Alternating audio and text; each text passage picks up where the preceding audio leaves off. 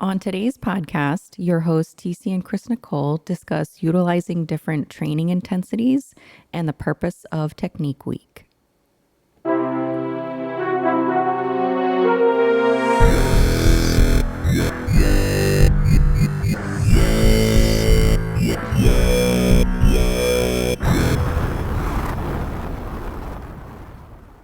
And we are back once again. Thank you so much once again to our listeners who have sent in lots of questions, also positive comments. It really means the world to us. I feel like we always need to start off just thanking the people that are listening to the podcast. And I'm really excited about today's topic because we got a lot of questions specifically about training. And training intensity is something that I feel like I have been learning by working with you, TC. So we'll have plenty of anecdotal stuff to share, lots of good questions from athletes. And yeah, we'll just get ready to dive in. Is there anything that you wanted to mention to the listeners before I start firing questions? No, I don't think so. I think that you phrased it properly. A lot of my training methods and modalities are definitely anecdotally evidence-based.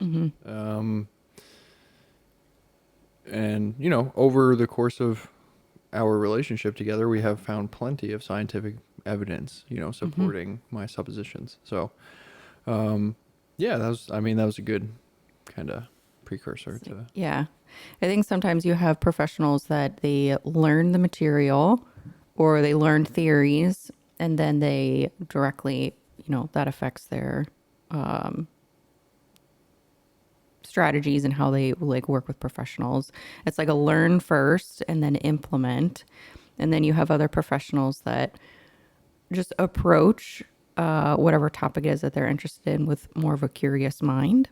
And they collect information, they start analysis, and implement those things. It's like almost like an science experiment. I feel like there's That's exactly what it is. yeah. And like, is this working? Isn't it working? And then later on, sometimes you find like, oh, okay, this, this theory is proven, not just from my personal experience, but there's like a scientific study that backs it up. So it's just very interesting. The fitness industry is continually evolving and professionals lean on different things for creating their processes.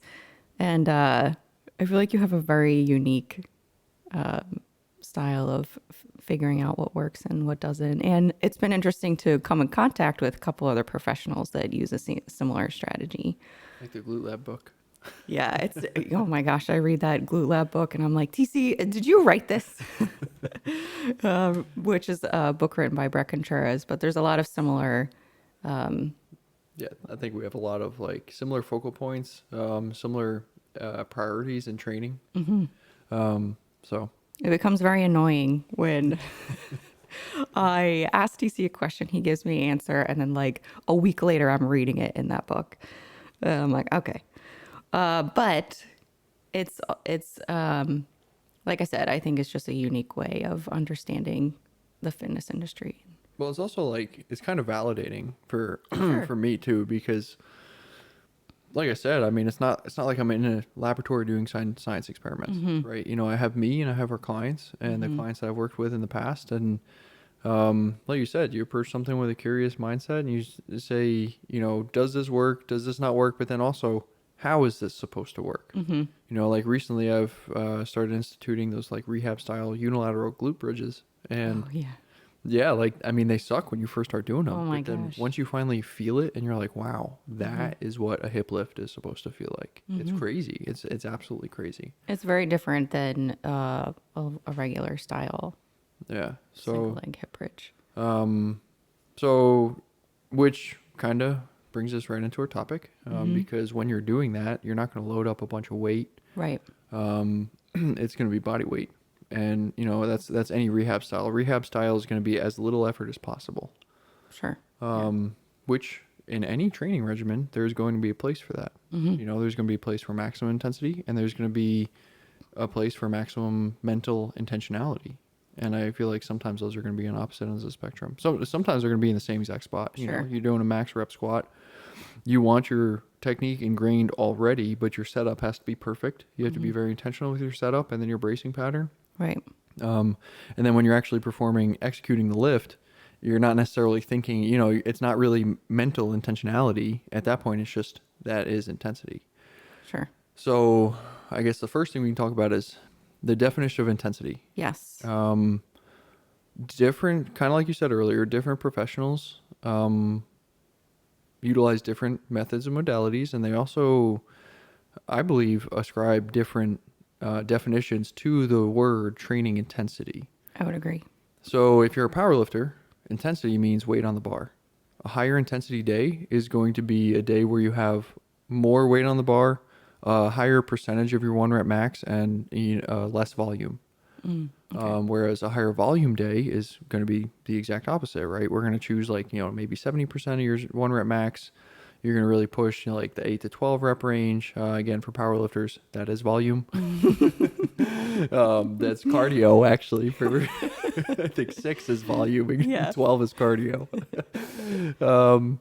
But yeah, so now when you're a bodybuilder, I feel like the word intensity rarely gets used for weight on the bar. Sure. I would agree. Yeah, if you're a bodybuilder, intensity is just I'm going into the gym, I'm on a mission, training for battle, and you're just working, right? Similar to like CrossFit intensity, like if you're a CrossFitter and you're talking about intensity, higher intensity is going to be your workout, lower intensity is going to be your warm up and your cool down. And that's pretty much going to be the only differentiation there. Sure. It's going to be I'm working harder in my workout than I am for my warm ups and cool downs. Sure. So that's, that is one difference, across sports where the word intensity might get misconstrued, especially if you do both powerlifting and bodybuilding. The word intensity might get like kind of misused every once in a while, which, I mean, if you understand what your coach is telling you for your, desired intensity for that day, that's all that matters. Sure. So the next thing we want to talk about was how to measure Correct. intensity. Yeah. Right. So obviously, like we talked about, if you're a powerlifter, that's going to be relatively easy. It's going to be a percentage of your 1 rep max, which will slightly vary on a day-to-day basis, based on how much other stress you're going through in your life, and how much your body can handle on that day. Because we have the amount of work that your body can physically handle, and then the amount of work that your central nervous system can handle. And those are often two different things. Sometimes your body feels ready, but just, man, nothing is working. I'm so ready to get a good workout, but I just can't get that neuromuscular pathway, Sure. working properly. And then there are other days where you just go in there and kill it. It's great. You got a great day. So I think being patient with yourself and understanding the ebbs and flows of training, and understanding that you can utilize different intensity levels, especially as well as any kind of athlete, I would say you can utilize different intensity levels to kind of match your current physical and emotional and mental state Sure. to maximize your progress and efficiency in your training. Which is being intuitive as an athlete, of understanding what your capabilities are. And would you say that's a learned skill? Oh, definitely, 100%. Yeah, that goes into like the auto regulation of more intermediate and advanced level athlete. Like often I'll tell you, look, you're not in a great space mentally. I need you to hit the exercises that you know will work for you today. That's it. That's all I want you to do. I don't want you to look at that program. I don't want you to look at your phone. I just want you to go through. I don't even want you to count your reps. I just want you to go through and do some work. That's it. So, and it's really important to understand that doing that is far better than struggling through a workout and getting so distraught and stressed out that nothing is working for you, and then eventually leaving virtually without doing anything, shift gears, and yes, that is exceptionally difficult some days where all you want to do, I just want to come in and work my glutes. I just want to go get an upper body pump. I just want to do some bench. I just want to squat. I just want to deadlift. Sometimes your body doesn't care what you want to do, and you have to find a way to just continue marching down that road towards your goal as an athlete. So let's back up a little bit. We talked about intensity being kind of different effort levels Right. for bodybuilding and certain other sports. How can that benefit your training? And how can you take this idea and kind of use it in your own training? If you're just starting out, you probably have not accumulated a ton of stress in your body physically. And I think that pushing at a higher intensity level to learn what maximum exertion feels like is probably going to be the most important aspect of your training. Maximum intensity is a learned trait. It's a learned skill. You're not just going to walk into the gym and be able to push literally as hard as you're physically capable of pushing. Mm-hmm. Your brain is a throttle. It's a governor, right? It throttles you down to make sure that you don't hurt yourself. Right. So we have to progressively increase the intensity level of your training to where you can really push literally as hard as you can. And that is where you're really going to make the progress. If you think back to Dorian Yates and his training strategies and what he used to talk about, he would talk about his shorter training sessions where everyone else, like Arnold Schwarzenegger, talks about being in the gym for 5 hours. Yes. Dorian Yates is like, man, 45 minutes to, an hour and a half, like, man, I can get a good workout in. But that's because he goes, like, he believed in that one rep to complete failure. I mean, one set to complete failure of maximum intensity. So we can kind of blend all of these different ideas into one cohesive unit that's going to work on a per athlete basis, right? Absolutely. Like not everyone is going to be able to push maximum intensity for one set. That's silly, right? Dorian Yates was, he was the best in the world for numerous years. So he had the foundation to be able to do that. Right. So what we have to do is try to learn how to push maximally while also making sure that our body is in the most advantageous position, because that's the other aspect. If we're just arbitrarily pushing as hard as we can, but your body is not in the most advantageous position to either isolate a muscle group or build the muscle groups that you want to build, or if it's just in a different place from set to set, you're having to relearn that motor pathway every single time you do that exercise. So what is something that needs to be foundational before someone can start looking to push maximum intensity or find that threshold? That's a really good question. I would say that's your bracing capacity. So Your core. yeah, your ability to establish torso rigidity in a neutral spinal position, that is the first step. The second step is establishing spinal rigidity while being able to move your extremities around a braced torso. And that's for any exercise, not just a compound lift. Correct. There are, other than like sit-ups, there's, maybe I'm wrong, Jefferson curls. But like if you think about exercises, very rarely do you hear you want to actively flex your spine while you're performing this Yeah. exercise, Yes. right? Like, Yes. It's brace your core for every Correct. single one. And oftentimes we brace our core through our posterior chain. Like we use our lumbar erectors I would instead of our agree. core. Yeah. Just think about your lat pull downs. How many people stick their butt out and arch their low back when they're doing their lat pull downs? Whereas if you pull those hips under you and try to get more upright, not only are you going to work your transverse abdominis and the muscular core and the rest of your core musculature a little more, but you're going to put your lats in a little more of a lengthened position, and it's going to keep your back super straight so that when you're pulling and you're building the strength and the hypertrophy pattern, it's in the correct position that you want to actually be in for stuff like squats and deadlifts and RDLs and hip thrusts and all the other compound lifts that are going to take you where you want to go. So yeah, like learning the proper positioning and the proper relationship of your lumbo-pelvic hip complex, which is just your low back and your hips, down into your femurs, the socket in there. That complex health and the positioning of your rib cage in relation to your pelvis as well, to make sure that your spine is in a neutral position and your abdominal muscles are in the most advantageous position to be used and to stabilize. That makes a lot of sense. And as someone develops that intentionality, they know how to cue those muscles. They can gradually increase in, whatever intensity. Yeah. Okay. How would you how do you measure intensity, or what are some formulas or scales that Well, people use? first, before we move on, I just want to go back a little bit and Sure. say when you first start trying to incorporate a new form, it will always feel weaker than the form that you were using. That is true. That Yes. doesn't necessarily mean it's wrong. It just means that that neuromuscular pathway has been abandoned for, the recent history. Mm-hmm. So we need to reestablish that neuromuscular pathway. And often it's like a squat where someone gets taught how to squat and they say, well, just act like you're sitting down in a chair. And all of a sudden they have this enormous anterior pelvic tilt and lumbar extension. Stick your butt out. Yeah, and then the other cue that same coach gives them is keep your chest up. And it's like, dude, you can't do that. You can't stick your butt out and keep your chest up and expect to keep a good abdominal brace. Sure.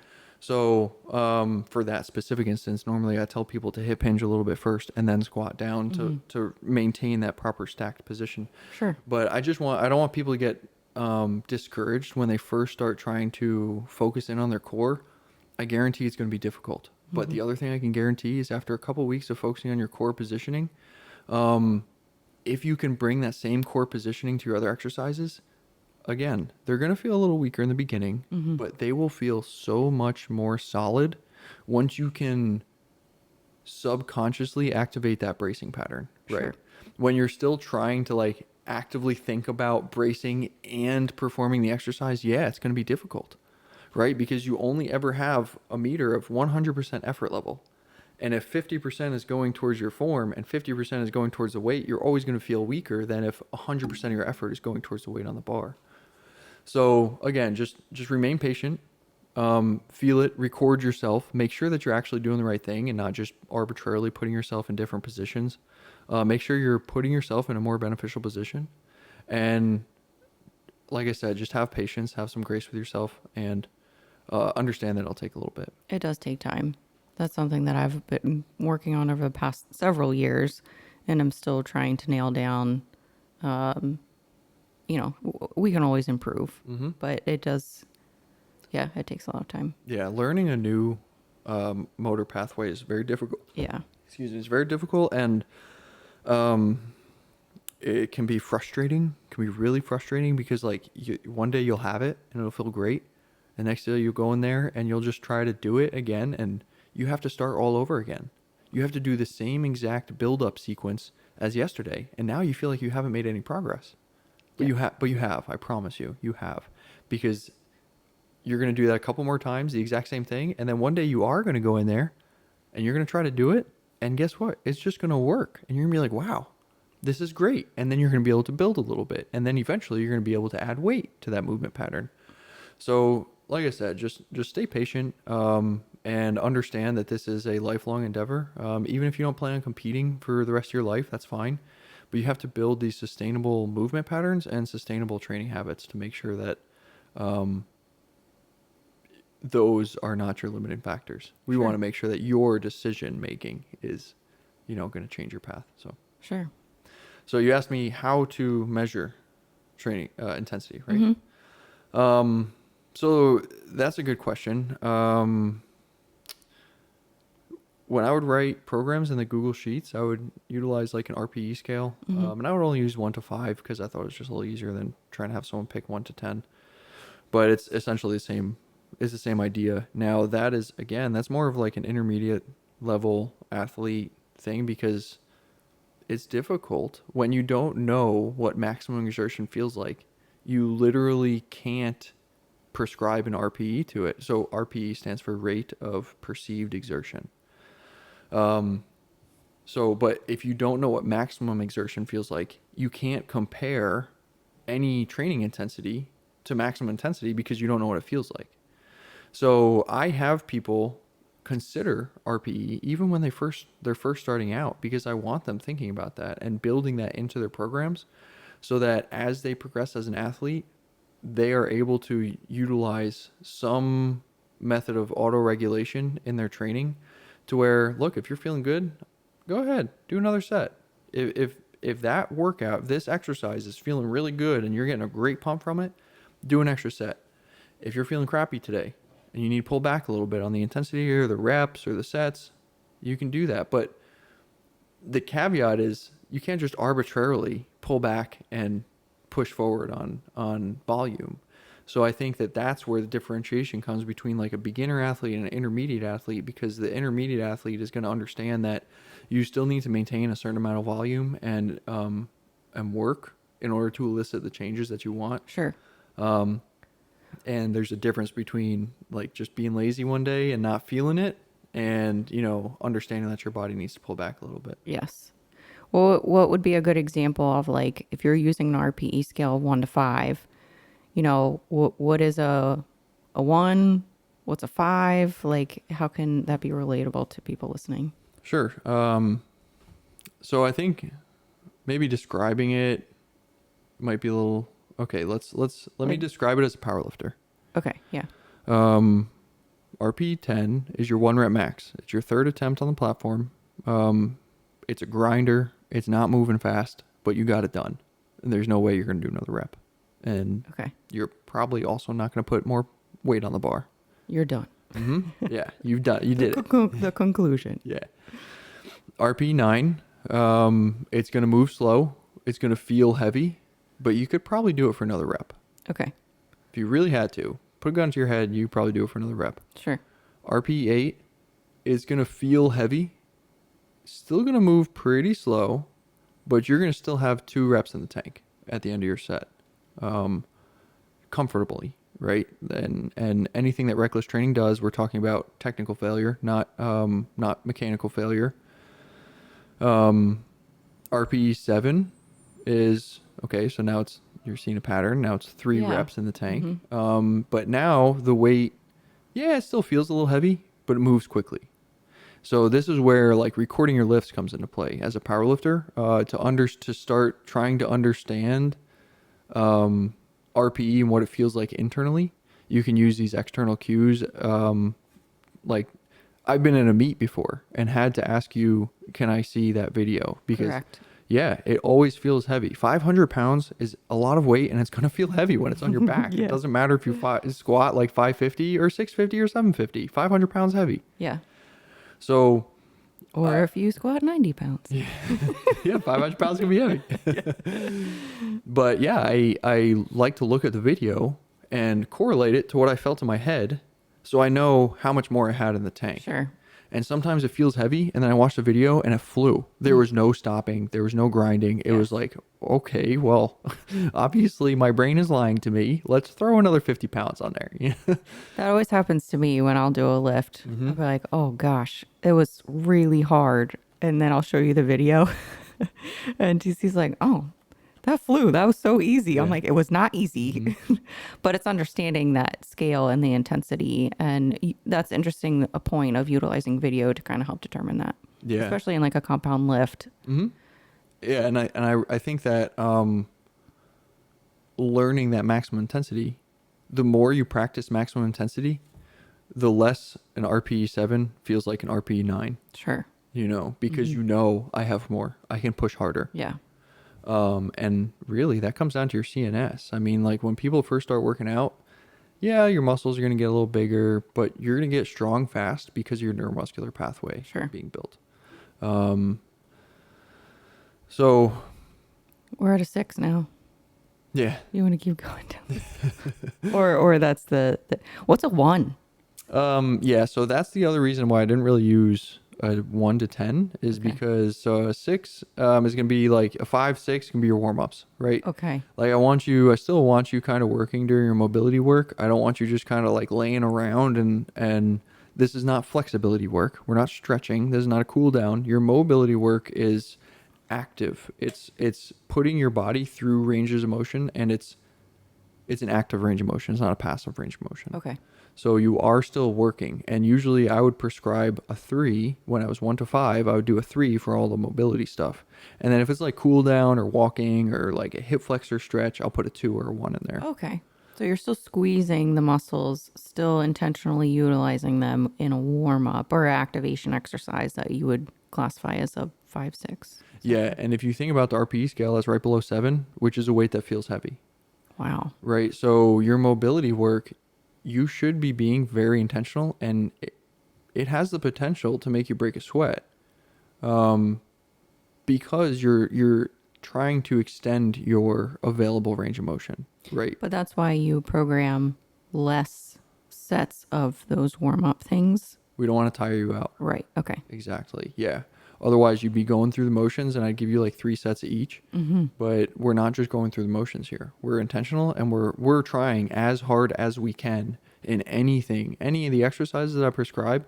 You should be aiming for maximum intensity, or maximum effort level. Okay, we'll say maximum effort in Sure. any given exercise.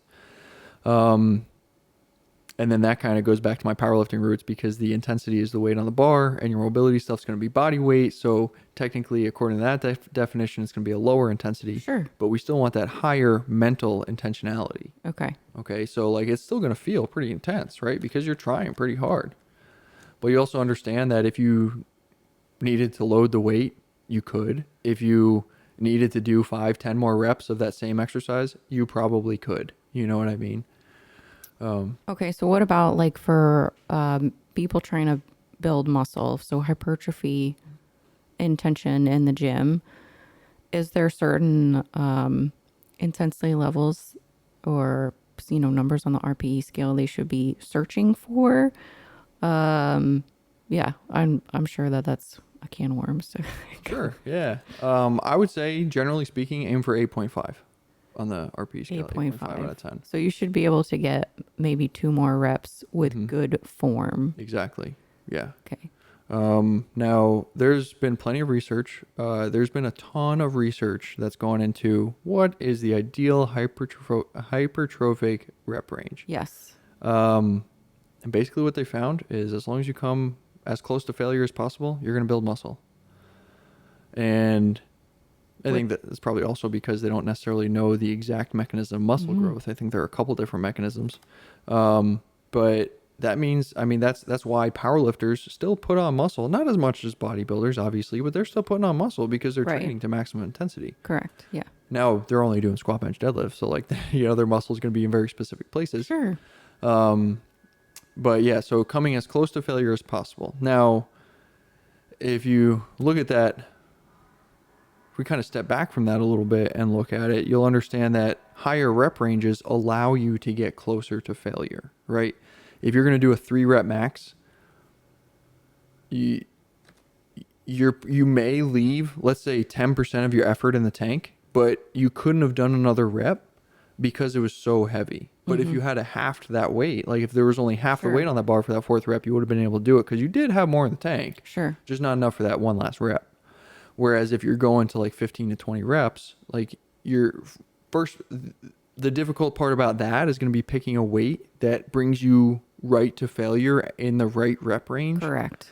But the benefit of that is, if it was a little too light, you just keep repping and you just keep going, and if it's a little bit too heavy and you stop at 10 to 12, but you did it all with good form, you're still going to be building muscle. I would agree with that. I feel like an 8 to 12 rep, which is what they say from lots of studies, that's your best hypertrophy rep range. I do feel like that is a good point. It is easier to pick a weight where you fail within there. When you have something that's prescribed like 15 to 20, there's sometimes where I can get to, usually it's where I'm just like repping past 20 and I'm just like, when will this end? Type of thing. And then I'm, when do you stop, basically, when you start getting up into those higher ranges? I've always utilized, like growing up in my training, I would utilize 8 to 12. And the way I prescribe that for athletes, what that looks like is pick a weight that you can do 8 reps with for all 3 sets. Let's just assume you have 3 sets. Sure. Next week, try to do 9 reps. And whether you get it for 1, 2, or 3 sets, until you can get that weight for 9 reps for all 3 sets, then that's when you go up and weight. And then you do it for 10 weight. Not weight, but reps. Then you do for 10 reps and then 11 reps. And then once you can do that weight for 12 reps for all 3 sets, you move up and weight until you can only do 8 reps again. That makes sense. So this keeps an emphasis on strength and building that strength potential so that you have the capacity to continue building more muscle. Sure. Strength is an injury preventer. right? So if the bigger you want to get, the more muscle you want to put on, the more training you're going to have to go through, obviously. Yes. And which obviously every time you go into the gym, you're at risk for injury. Sure. Right. But the stronger we can make your body, your entire body, not just certain aspects of it, but Correct. your body as a, Unit. exactly, kinesthetic unit. Be a unit. Yep. We should get t-shirts. The stronger we can make your unit, Yeah. the less apt you are to get injured during your training sessions. Which obviously that's the biggest barrier to growing muscle is injury, right? Because you're not going to be training. So yeah. So, okay. How do you program variations of intensity for people? Because I know from my personal experience, I've had, some days where I am going for a 3-4 rep max on a hip thrust. And there's other days where I'm doing, 5 sets of 12 to 15 on a hip thrust. There's a lot of variation in not just the exercises, but the rep ranges and the intensity levels and different days. So, do you want to expand a little bit on your strategy there? sure. So let's go back to the definition of intensity. Intensity. If intensity is weight on the bar, a higher intensity workout is going to take more strain, or it's going to be harder on your CNS than a lower intensity workout, right? I mean, that's kind of basic. Sure. Now, even if we talk about a higher intensity workout versus a higher volume workout, that's still going to be more stress on your CNS than, the higher volume workout. So the name of the game in building muscle and building strength will always be stress mitigation, and your body sees all stress the same. So whether it's stress from work, stress from family, stress from traffic, stress from the gym. Finances. Yeah. Which, everyone has. Yeah. All of these different stressors in their life. So we need to make sure that we're paying attention to these things, which is where you come into play. You're exceptional at getting this information from our athletes and then conveying it to me, so that we know what's going on in their life. That was definitely something I was not really good at before you came, because I'm just kind of a cut and dry kind of guy. Like, here's your training, like, do it or don't, basically. Yeah. Because of the athlete that I am. Like, Sure. I want to be in there training, and Yes. like you got to drag me out of the gym, you know? Yeah. But you're really good at getting all of the information that coaches need, because it all plays a role in learning how to progressively induce stress in the body to make sure that we're getting the adaptations that we want. Right. So you said that you have different intensity days, often throughout the week, right? Because Correct. you're not going to be able to go into the gym and hit a 3 rep max every single day. It doesn't matter. It doesn't matter if they're all different workouts. Like if you do bench or squat and then bench and then pull-ups and then deadlift and then overhead, it doesn't matter if you vary it. You're not going to be able to go in the gym and hit a 3 rep max every single day of the week. Every week, forever and ever. Exactly. Yeah. So, and that is kind of the principle that Westside Barbell Training Method was based on. Is yes, they want you to hit a PR every session. So that's kind of what Brett Contreras talks about too. Correct. Yeah. They want you to hit a PR every training session, but your PR is not going to be a 1 rep max every training session. It's not going to be a 3 rep max. It's not going to be a 5 rep max every training. It might be an 8 rep max in this training session. It might be, hey, I got 10 pull-ups and my form was so much better than it's ever been. Like there are so many different ways to view PRs, especially as a bodybuilder. Like when you're not a powerlifter, when you're not locked into those 3 lifts, it's very easy to find the PRs and to find the wins on a daily basis in your training regimen. That was one of my questions. I actually just wrote that down, about should we be pushing for PRs every single Constantly. exercise, every single day? Like, what does that look like? And obviously, I think it's more or less described as progress. Exactly. It's progressive overload, linear progression, any of these buzzwords that you want to attribute to it. If you're going in and you're doing kickbacks with 10 pounds every single day that you do kickbacks for 3 years in a row, do you think it's going to be eliciting the same response on year 3 that it was on day 1. Sure. You That's know? a good point. Yeah. So we need to maintain this progressive lower. And sometimes you're still only going to be using 10 pounds, but you're going to add an exercise in before it. Now you're going to superset and you're really going to burn that muscle out. And now you're doing the same thing that you were opening up with as a finisher. And that's progress. That's a good point too. Yeah. So it's really important to remember that, like, there's more than one way to skin a cat. Right. Right. And there's more than one way to view programming and training. And because your body is, like we were just talking about, it's an entire kinesthetic unit. It's not individual body parts. You're able, and especially with bodybuilding where you are literally building your entire body, there's so much room to hit PRs in every single day to, you know, help your training mentality, I think is a really good way to put it. Yeah, that's a good point. So what about the scientific benefits of, you know, incorporating some heavy lower rep exercises and then incorporating some higher rep, maybe moderate, and the different variations of RPE for those exercises? Yeah, what's your... So what I've noticed is, and I'm not alone in this, working up to a top set and then backing off to do your volume sets, not only does it make the weight feel lighter when you do your volume set, whereas if you just worked up to your set of 8, like that's the heaviest weight that you touch that day, that's going to feel like the heaviest weight that you touch that day for all of your working sets, which is a pain. Whereas if you work up to a top single, the rest of the weight, the rest of the day is going to feel a little lighter. That's number one. Number two is working up to those top sets is going to activate a higher percentage of muscle fibers in whatever muscle groups you're trying to activate. And then when you back off, you're able to now bring a little bit more mental intentionality, because just like we were talking about earlier, you have that gauge of 100% of your effort that you can give towards a lift. And now when you're doing a 3 rep max, for example, the weight on the bar is taking 98% of your effort, your mental focus, right? Sure. And then as soon as you back off, let's say you back off 20%, now it's only taking 80%. What are you going to do with that last 20%? You're going to put it towards your form. You're going to make sure that you're executing these lifts and the reps as perfectly as possible.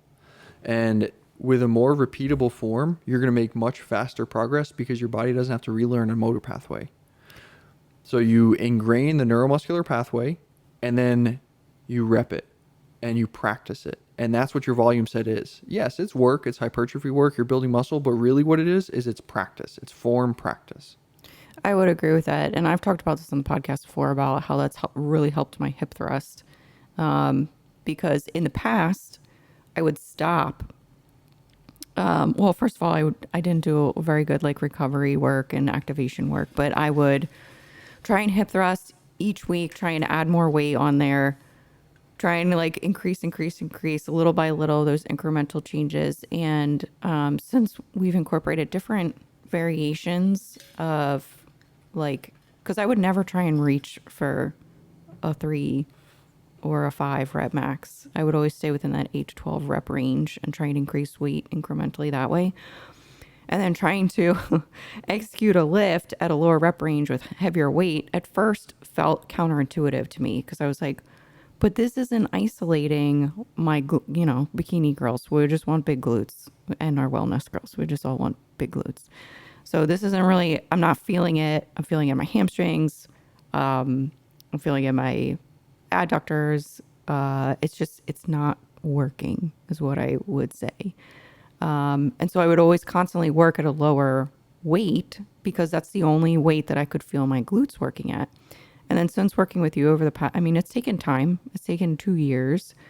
I've been able to shift my training style and my mentality around it. And, now I'm hip thrusting more weight than I ever thought. Happy birthday to me. That was a great, thank you for programming such a good hip thrust workout on my birthday in September. How much you get? Tell them. Well, the week before, I don't remember how much I got on a barbell. I think it was like 3. I thought it was 365. That's what I think. Off of a barbell, 365. I think I got for 5, which was huge for me. When you can put, now I understand why powerlifters love those big plates. When you could put that many big plates on your bar, It's just fun. it's cool. So like that was good. And then, following that, on a Smith machine, I was hip thrusting 405, I think, for several reps. And never in my wildest dreams would I ever think that I could hip thrust that amount. But being able to execute those lifts at a heavier weight, now my 8 to 10 rep range sets are crazy, like crazy high in the 200s, like, It's because you know what that maximum intensity feels like. right. Yeah. And if I hadn't experienced it, I probably wouldn't have believed it. I probably would have told you were crazy, but No, you did. well, yeah, I do that on a regular basis too. Yeah, but I am crazy. That's We no know that. secret. So. Yeah. But yeah, so that's what I'm saying is like, and I think like you said in the beginning, you had to work on core and form, and you had to start with the basics, and then it just kind of like built upon. So like, I didn't just go in there and like, okay, now I'm going to do a 3 rep max with 300 pounds when my body had not gone past like 185. It just took a lot of that intentionality in that work. But, Yeah. Yeah. It takes time to build up to it. and I feel my glutes. That's the other thing too. It's like maybe on those 3 rep max exercises, I'm feeling my whole body working. It's like, it's a different mentality when you're trying to lift that way. And I'm still learning that because, I'm a bodybuilder. But when I do back down, like you said, when you're using that range, like now I'm able to like really focus on like my glutes are pushing this weight of bigger percentage than any of the other muscles in my legs that are kind of like assisting in the workout. Yeah. So, yeah, that's anecdotal stuff for my bikini girls. Yeah. Which also the muscle groups that you were feeling in the past were also muscle groups that you weren't working in the past. Yeah, I never trained my legs. I always just trained my glutes because my legs, I didn't want to be too big. They grew fast. Yeah. But if you consider like the most stable part of your lift is the ground, and your connection to the ground between your glutes is your legs. So all these stabilizer muscles need to be strong. They don't need to be big, Right. but they need to be strong in order to handle that 405 pounds on your lap. Right. So how you train adduction, adductor muscles. Yeah, so that kind of goes into intensity as well, right? So for your adductors, we're not going to do a ton of volume. It's going to be higher intensity stuff Right. because we want strong adductors. We don't want big adductors. We want strong adductors. We want strong hamstrings. We want strong quads as bikini competitors. And yeah, you do want a little bit of size and definition there, right? We want shape. We want athletic looking legs for the category. But they need to be so much stronger than they are big because your glutes have to be so much bigger Right. than your legs. Right.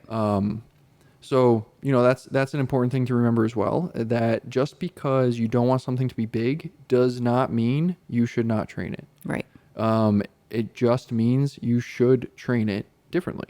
Correct. So that's something to, remember as well. So that's kind of going to the mental intensity thing, the mental intentionality thing, where our focus is going to kind of determine the end, what's going to happen at the end of your workout. Yeah.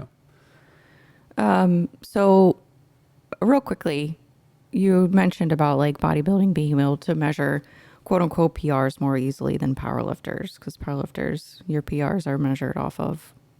Well, just more availability to hit PRs because you don't care about a 1 rep max. Like the weight on the bar is not the only thing you care about. Whereas powerlifters, they could hit 3 rep max. They could hit 5 rep max. They could hit 10 rep max. They can hit all these things too, right? Like it's all there. They should be training these things. Like we've talked about in the power building episode. I think it's really beneficial to have a bodybuilding block and a powerlifting block, no matter what kind of athlete you are. But all they think about is the 1 rep max. Sure. Yeah. So, yeah. That makes sense for the sport. Mm-hmm. How do you continue or how do you vary intensity for a powerlifter, or how do you keep measuring progress when you can't go in there and do a 1 rep max every single time you hit the gym? So we force stuff like 6 rep max on these people. Like 3 and 6 rep maxes. For powerlifters, I think that the 6 rep max is really beneficial. Now, obviously, the weight that you're using for your sets of 8 to 12, yeah, you can call that a PR. This is the most reps I've done with this weight, you know, like, and powerlifters do get excited about those kind of things. But obviously the most exciting thing for a powerlifter is the 1 rep max PR. Sure. Whereas a bodybuilder, like,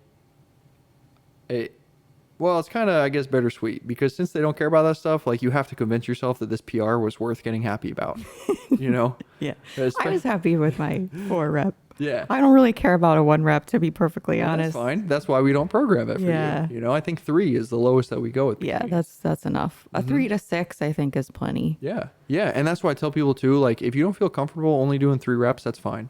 The other thing I say is I want you to pick a weight that you are the highest weight that you are comfortable with doing 3 reps.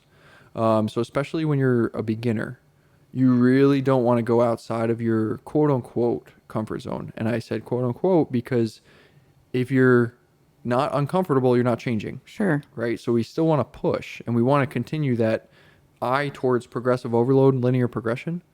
But when you're first starting out, you have to make sure that you understand your own body's capabilities. Sure.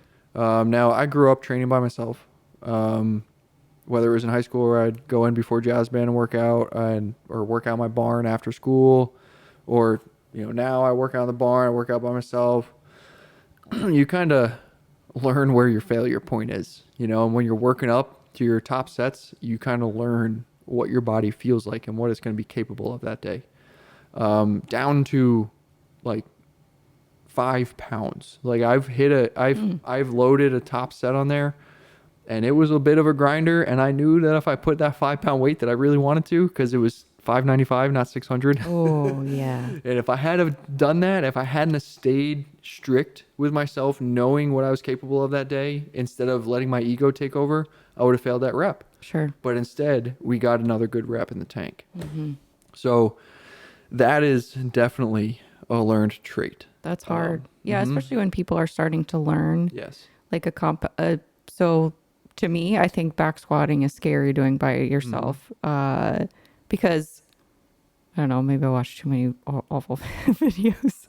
But also, like, it's just scary putting that weight on your body and trying to learn, will it come back up from that? Yes. Like, I understand why people don't get deep enough, because there's that threshold of like, okay, this is, you know, Point of no return. yeah. That sticking point at the bottom. But I think that's a really wise thing that you said, especially if you're not a power lifter and you're learning to back squat by yourself, like what you feel comfortable with in a certain rep range. Like, also, just because you mentioned that, first of all, for me, a bench is much scarier than squat. But here's why. I'm going to tell all of our listeners right now to, next time you go do squats, find an area where, you know, find a squat rack where there's not going to be anyone behind you. Put a 25-pound bumper plate on each side of the bar. Squat, do a rep, stand up, dump the weight. Throw it off your back. Learn how to bail, okay? And I did this, I only did it one time. And once I felt what bailing felt like, I was like, oh, okay, well, that's what I'll have to do if it ever happens. Intimidating. Exactly. Because a squat, you can just let go of the weight and drop it off your back. Interesting. Whereas a bench, yeah, it's going on your neck. You know what I mean? Or you're lowering it down to your chest and you're doing the roll of shame, which is where you roll it down to your freaking lap, and you gotta sit up and get out from under it and like unload the weight, and like it's just the roll of shame. That's what it is. So yeah, for me, bench, I'm not going to say it's scary, but I'm more comfortable with squat and deadlift definitely than bench. So they're stronger lifts for you. Yeah. So yeah, learn how to bail on squat, and that will make you a lot more comfortable when you're squatting. Use a spotter. Yeah. That's obviously going to be your best option. And what I've noticed with using a spotter, especially for myself, is you can let go of your anxiety and worry, because you know what? If you don't come back up, you got a spotter. He'll help you. Just don't stop driving. That's one thing. I've spotted people and they just like, they're going and they just stop and go all the way down the hole. I'm like, what do you expect me to do, man? You got like 400 pounds on your back. I can't. It's a team effort. Yeah. You have to keep going. Just keep driving. And if you say no or shake your head or do something, like let the spotter know what you're going to do if you can't finish the lift. Say, hey, I'm pretty sure I can get this, but if I can't, I'm going to say no. So just be ready for it. If I say no, grab me and help me. Sure. And you should never stop driving the weight. Never. Yeah. So yeah, just a couple little etiquette terms in there. I think that there's something to be said about learning how to spot properly as well too. Mm-hmm. Yeah. Yeah, learning how to spot properly, learning how, I mean, that this all goes into becoming the intermediate lifter, right? Sure. Yeah. So as a beginner lifter, you're going to be learning your exercises, you're going to be learning your body, and you're going to be learning gym etiquette. Those are the three things that you're probably going to be learning as a beginner lifter. Sure. And as an intermediate lifter, you're probably going to have a pretty good handle on those three things. And the things you're going to be working on there is building intensity, your mobility, and increasing the availability of your body, essentially, right? So we learned your body in the first part. Now we're increasing the availability in the last part. And then as an advanced level athlete, you're probably going to have a lot more specificity in your training. Now as a bodybuilder, let me back up. You're going to have a lot more specificity in your training. As an advanced level athlete, you're probably going to be a lot stronger. So each of your workouts, instead of moving, let's arbitrarily say 5,000 pounds in this workout, you're going to be moving 10,000 pounds in this workout. Okay. So on a weekly basis, your workload increases exponentially. So that's when you start having to cut back on your training, either the sessions, either the time. Okay. So now this definitely has to do with more advanced level power lifters, right? Like if you're going in there, if your deadlift max is 800 and your working sets are 650 pounds to 700 pounds, you're not going to be able to do that on a very regular basis. Sure. Whereas when you first start training, I'm going to probably have you do squats 3 times a week because we need to learn how to do squats. Now, when you advance, when you're in the intermediate level, now we're going to be a little more intentional with the loading. You're going to have a maximum intensity day, and you're going to have a volume day. So you're still practicing those repetitions, but you're also practicing the maximum intensity. And then as an advanced level athlete, you probably don't need the repetition work as much. You still need it, and we're still going to do volume days because to give your CNS a break. You can't just go in there and have super high intensity days every single day. Right. But it's the training gets modified because just like we talked about earlier, it's all about stress mitigation. So the more stress that you're putting into your body, the less often you're going to be able to do that. Now, obviously your body's getting better at recovery, as you advance as an athlete as well. Especially if you're taking something to help that, but, it's still important to remember that thankfully you're not a robot. And you can't just arbitrarily just keep going. You have to pull back sometimes. But again, as an advanced level athlete, you understand that little bit of auto regulation in your training. And some days you just got to change it up a little bit. I hit 470 instead of 485 for my bench max today. Not me. That'll be the day. Wow, very good job. But there's just an example. You know what I mean? Like it's no matter what's prescribed. Yes, that's what you're going to aim for. But if you have, generally speaking, as an intermediate or advanced level powerlifter, if you have a top set prescribed, I know me as a coach, I would put the weight number and the RPE number in there. Some coaches only put the RPE number in there, and they leave it up to the athlete to determine what weight that RPE is going to be. I put both in there because the weight is a suggestion based on what I think that they'll be able to hit that day for this RPE. But then I leave it up to the athlete to decide during their warm-up sets what weight they're going to be able to hit utilizing the prescribed RPE, because that's going to be more important because, again, stress mitigation. Sure. What about for like a bodybuilding athlete or hypertrophy client who, what information or what suggestions would you give them for auto regulation and knowing what to, you're smiling. So. Yes, that's because auto regulation for bodybuilders is going to be a little harder. Yeah. The bodybuilder syndrome is more is better.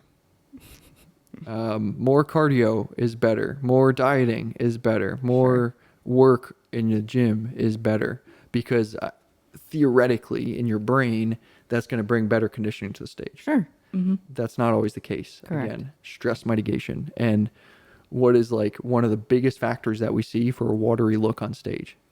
Peak week stress. And if you can't mitigate your peak week stress, man, you just flushed all. And that's pretty much what happened to us. Like, yeah, we still look great. We took 5th place, natural athlete on an untested stage. We did a good job, but I know that we could have done better. Right.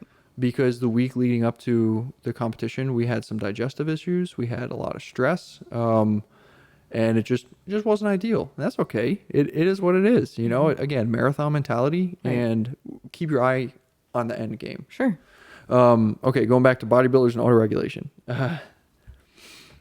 I probably would not give them as much free reign as I would give to certain powerlifters. Okay. Because of that fact, Sure. the more is better mentality. Yeah, And I would agree. I fall into that as well. I have caught myself going to the gym every single day during prep. And you're like, okay, you can still go to the gym, do your mobility work today. And then I'll do that and I'll get to the gym, do my mobility, I'll start to feel good. And I'm like, oh, Yeah, just pump this a little bit. No. When you get closer to a show, it's harder too, because Yeah. you want to be better. You know that timeline is coming up. I fell into that trap where I was like, every day I needed to be in the gym doing something. I was like, it wasn't really benefiting me, but for my brain, it felt like, okay, I'm doing something. And I remember asking you recently, when was your last rest day? And you just smiled at me. So it is a trap. Yes. Yeah. And luckily, I have a pretty heavy emphasis on mobility. So it's not like I'm just going into the gym and beating the crap out of my body. Yeah. Yes. It is pretty much half and half, even on the days that like I should be resting and, you know, I still go to the gym. I'm only doing like 3 sets of pull downs. And so I'm getting a lat and a chest pump, basically, right? Sure. Those are the body parts that we need to build. So I'm going to get a little bit of a pump before I go home. You know, I'm not in there killing myself. And I think that maybe that's part of the auto regulation that we're talking about. You know, if you have a mobility or recovery day, but you want to get a pump, but it requires you being a responsible athlete and not just having another workout day. You can't just work out every single day. You can't do that. Now, getting some blood flow to problem areas could be very beneficial for you in the long run. It could help build that neuromuscular pathway that we were talking about, right? Like it's ingraining the movement pattern. You're getting those repetitions in at a lower intensity so that you can make sure that your body is properly positioned. So it could be really good for that. So I think that the auto-regulation for bodybuilders comes in to play with them internally communicating with their body. I do not have that capacity for any athlete. I cannot feel what your body is feeling on a regular basis. Right. I can't understand. I mean, you can explain it to me, but I don't know. Like when you're doing a lat pull down, are you compensating at all? Do you feel it? Do you feel different activation? Do you feel your left, for example, for me, when I'm doing pull downs, before I started focusing on my core, I would get like a clicking in my left scapula. And I thought I was doing it properly until you record yourself and you see, okay, well, that's a little screwed up. So the auto-regulation for a bodybuilder comes into play when you're talking about the mobility exercises necessary and the focal point on positioning for the bodybuilder. I do think that it is a lot tied into what you're talking about with stress. Like I know for me, I get to a point where my lifts just are crappy. My muscle connection is awful. And I just feel like I'm spinning my wheels in the gym trying to perform or execute the workout that's prescribed to me when my body's just not in a place to be able to do a good job. I need to kind of like shift gears and that's where like communicating with you is important to let you know, hey, I'm kind of reaching my point of like not feeling successful. I'm just feeling more frustrated. What can we do to, like you said earlier in the podcast, still continue towards those goals, but maybe make some modifications? And to do like something that has helped me that we've done is bringing more unilateral work into like shifting into more unilateral work so I can concentrate on, unilateral work is usually lighter weight anyways, because you're, cutting your body in half basically, and allowing me to focus on one side at a time, which is less work for my brain trying to get like the, both glutes to work at the same time. Now I'm just concentrating on one. And it takes down the overall workload, I feel like, on my body and my CNS. So like, Well, yeah, you only move like 21 raccoons when you're doing yoga. oh my gosh, those stupid things. What did I get yesterday? I think I got like lizards or something yesterday. I was like, man, I want elephants. So we have an app that it gives you like a report at the end of your workout, and they'll give you like a funny thing of how many like sometimes it's Certain an animals, animal some group. narwhals, some Yeah, elephants, yeah. What? giraffes, Yeah, how many you moved that day? You King moved. Kong. You moved 4 King Kongs today. But yeah, I've been getting. I think I got Chihuahuas one day too. So you just have to be okay with those adjustments. But I actually feel better, kind of taking a little bit of a step back from like putting my body through some of those heavy lifts, because I know I'll like once my body kind of like comes back up to baseline, I'm going to want to reach for those things again. But it's about like segmenting your training for your goals, and also paying attention to those biomarkers of how your body is feeling. So Which brings us to Technique Week. yes, So talk about where technique came from. it came from this problem client that I had. Still have. Technique Week was coined by Reckless Training because I did not want to do a deload. Hearing the word deload made me furious because I can get into that mentality too of just like more, more, more. And I remember your suggestion, like, let's pull back a little bit. I can tell that you're getting frustrated, which made me even more mad. And so we had to name it something else so that I would buy in. So that's another component of the mentality behind an athlete. So Reckless Training coined Technique Week, which I instituted with some of my clients in the past since we worked on that. And I think it worked beautifully. So yeah, why don't you talk about what Technique Week is and its purpose? So I think that calling it deload week automatically brings the athlete down, right? Just like you were saying, like Yeah. you feel throttled. Yes. You don't want to feel throttled. You want to keep going. Right. Technique week gives you a new focal point for your training. And you understand that it's only a week. And we are basically what we're doing is we're going to pause work on the skyscraper so that we can come back down to the foundation, patch any cracks that are there, and make sure, all the plumbing, all the electrical, everything's in order so that we can keep building up top.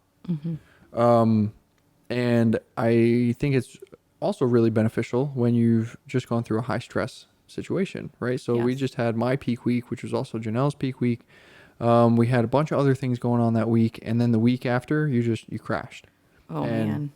yeah, you tried to keep pushing, and now we're here. I was amazed. I was like, I wasn't even the person competing that weekend, and I'm still recovering.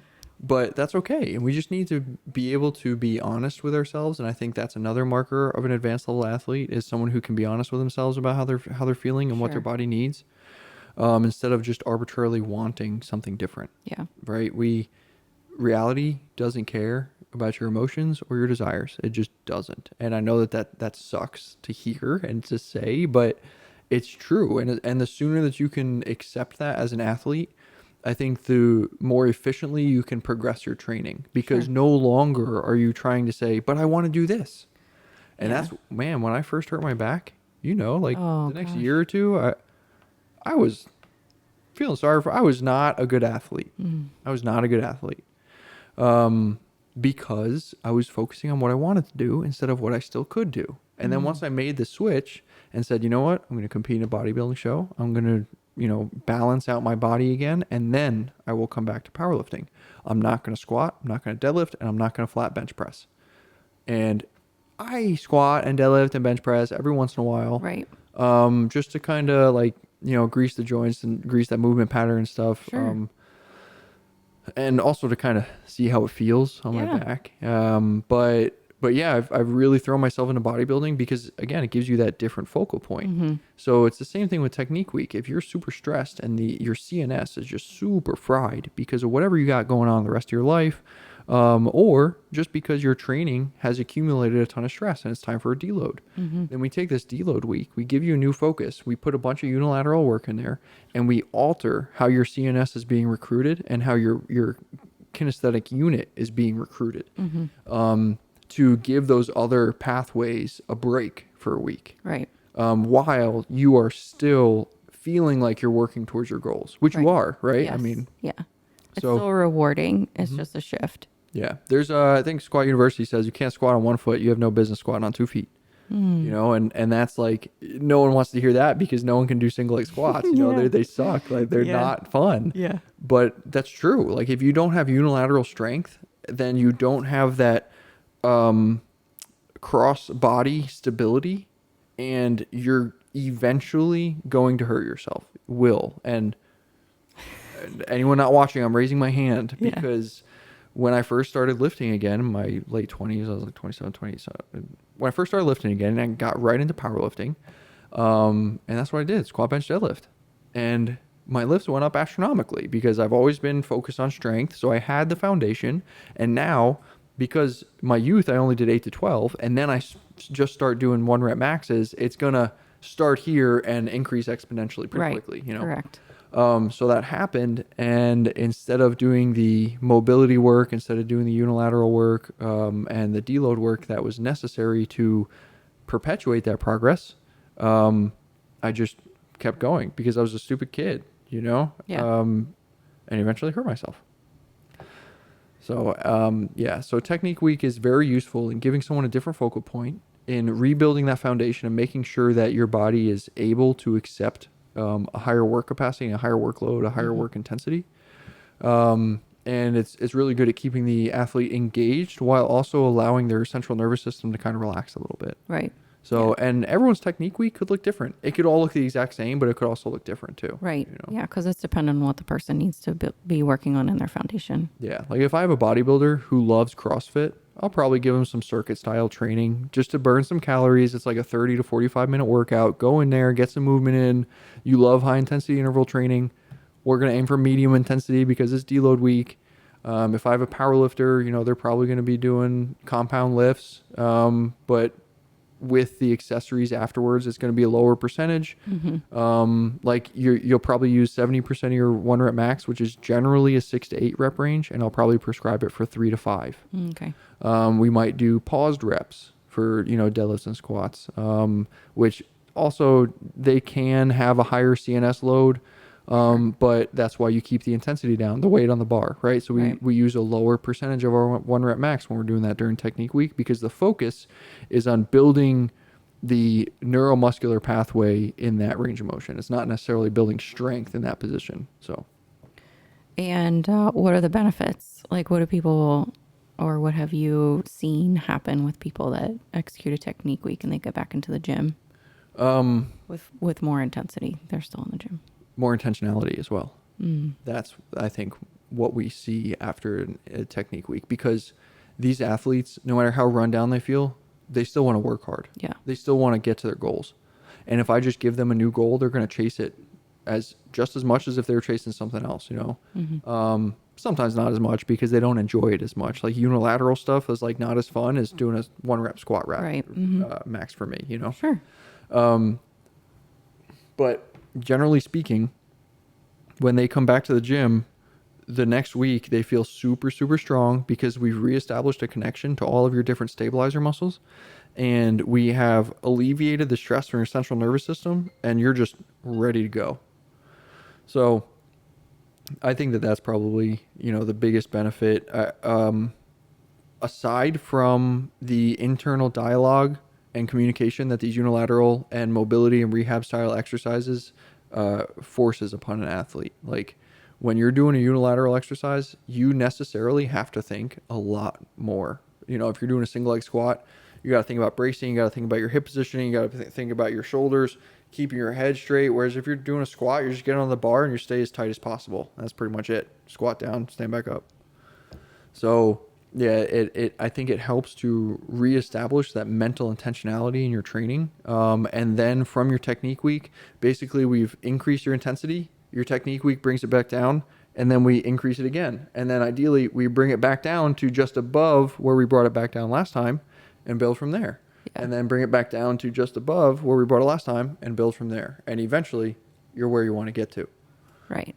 So it looks like a mountain range with the mountains increasingly, the valleys get higher and the peaks are higher. Yep, exactly. And that I mean, it's the same thing that you're doing with like on a micro level in your training cycle.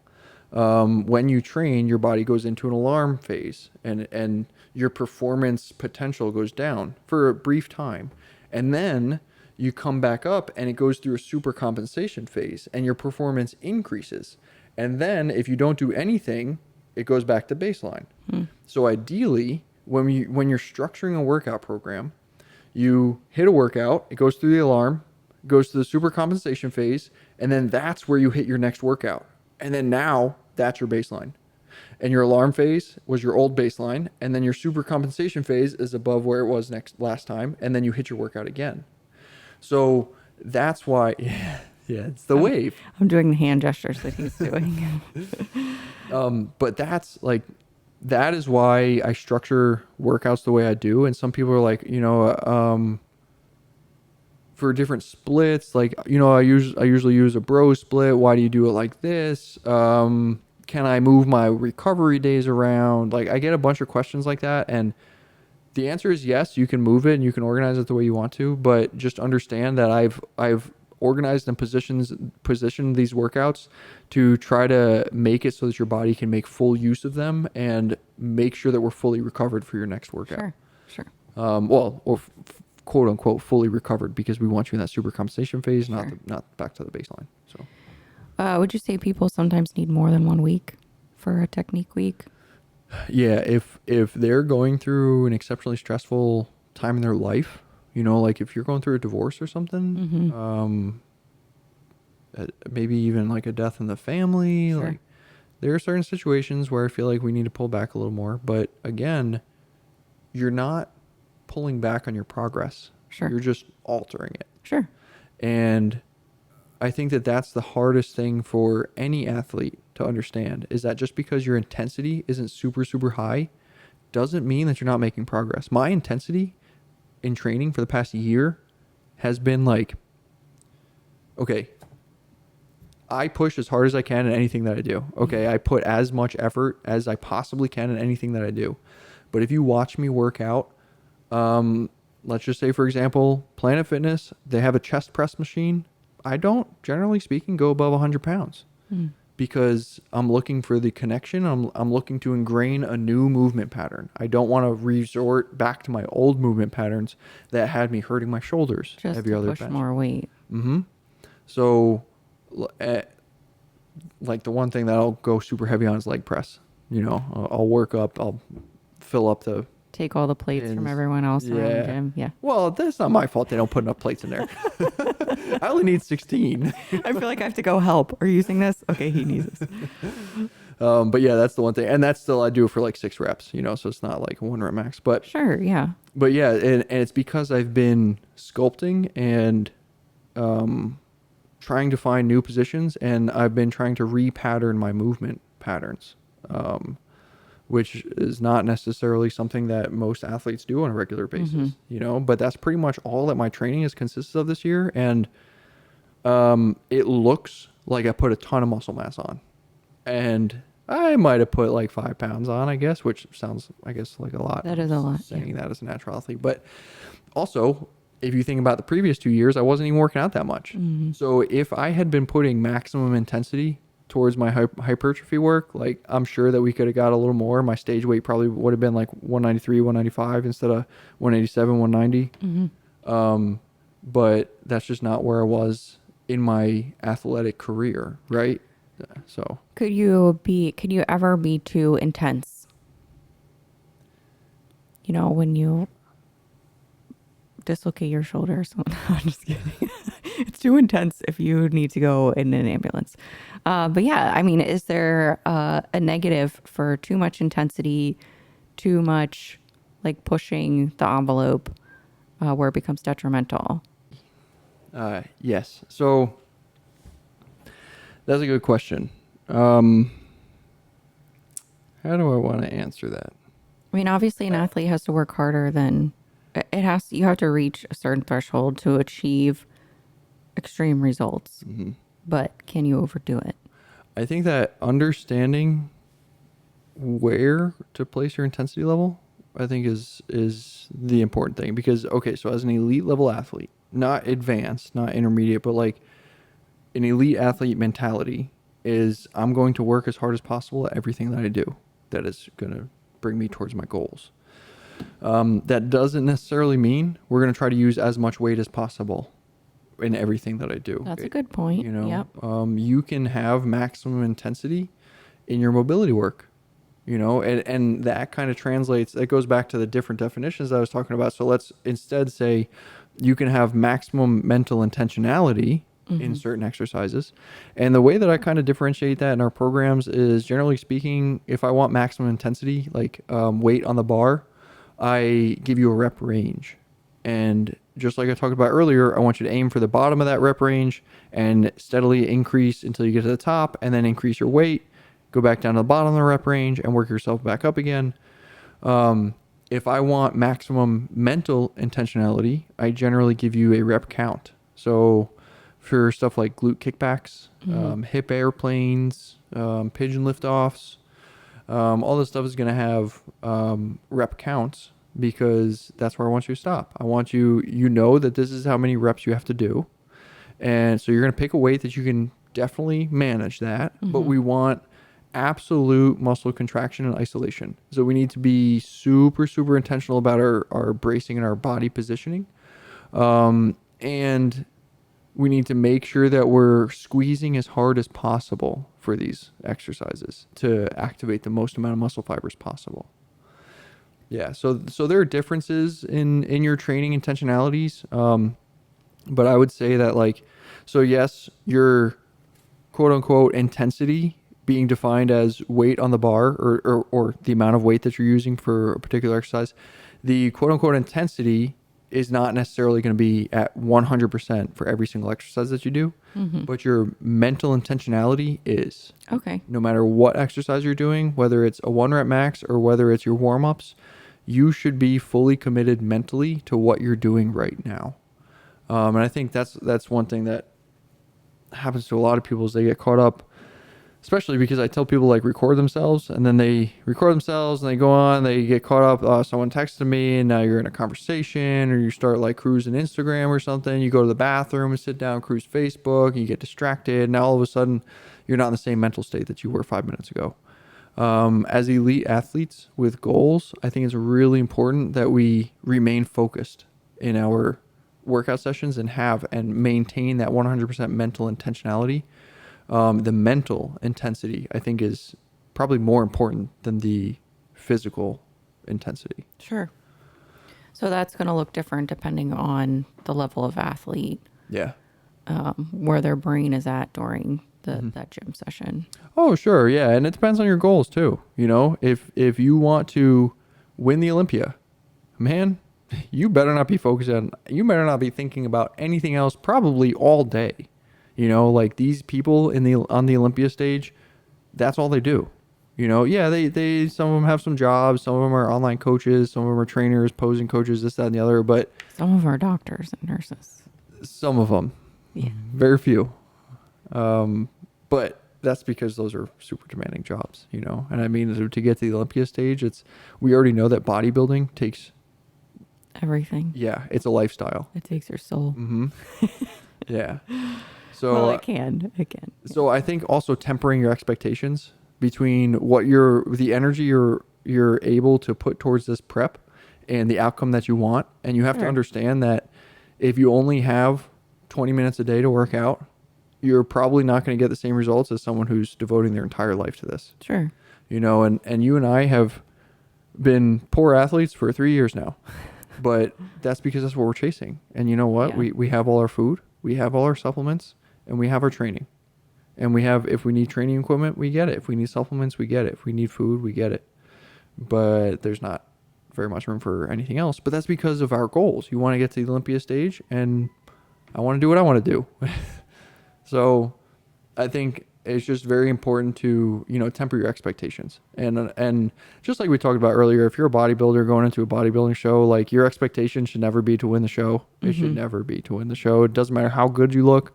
It should always be to beat your last package. Agreed. And even if you look different, if you had a better prep and you don't look as good as your last one, but you had a better prep and you're happier, I would count that as a win. I absolutely would count that as a win. Yeah. I just talked to a girl recently who she said that she's got similar placement, but she said her prep was so much better. And to me, that's a huge win. And that's a tribute to her utilizing her prep differently, managing her time, like you said, there's a lot of ways to measure progress. Mm-hmm. Yeah. And especially in bodybuilding, it always, well, powerlifting too, I guess, but it depends who shows up. Like my first show, I got second. I prepped for 10 more weeks and got fifth. And you looked better. Yeah, your placement is not always going to, reflect Right. the amount of work that you put in. And that's why it's important to remember it's you versus you. And I know that might sound cliche at this point in the sport, but that it's true. And either you adopt that mentality or you get very discouraged very quickly. Sure. So. Okay. Well, I think that covers pretty much all of my questions they're not my questions. Thank you for people who submitted questions asking about like training style, training intensity, program design. There was a lot of really good questions in here, so we appreciate that. Yeah. Is there anything else you wanted to close with or something that we didn't touch on that you wanted to make sure the listeners heard? Maybe just to reiterate that I don't think that there's any stage of prep that's more important than another one. Mm-hmm.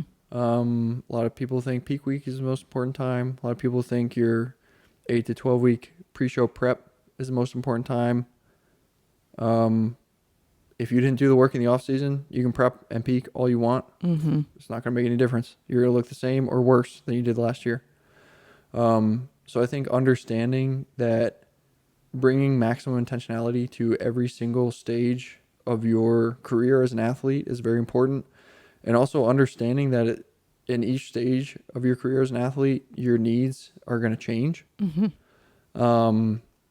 From year to year, from prep to prep, from show to show, you're just not the same person that you were last year, last month, last week, yesterday. Mm-hmm. So there's so many factors that go into this that, like,